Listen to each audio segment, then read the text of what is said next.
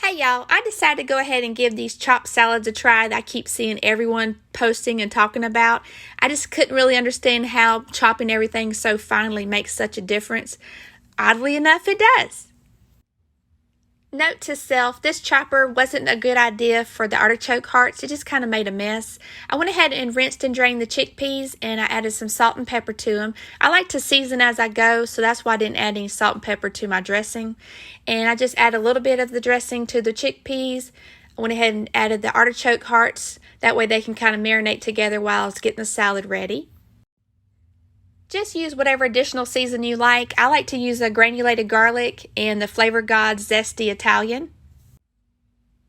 I had already bought a 2-pound bag of salad mix from Sam's, which is what I'm using here.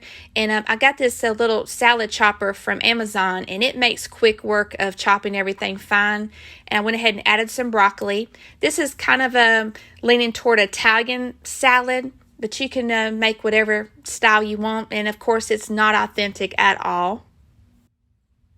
I went ahead and added some more salt and pepper because you got to keep seasoning. The more ingredients you add, don't forget to season. I'm just chopping up some garlic stuffed olives.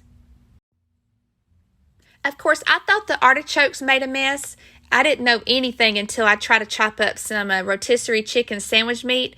It was a mess also. I mean, it chopped it up, but it definitely made a mess. Thankfully, a lot of these things were already pre-chopped or pre-cut, or I was able to use my little chopper because this was a lot. I added some sliced pepperoncinis.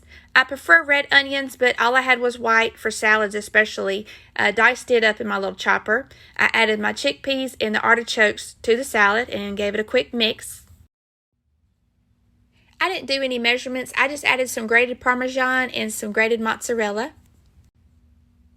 Since this is what I call a fancy salad, I decided to go a little fancy and make a little salami and pepperoni rose.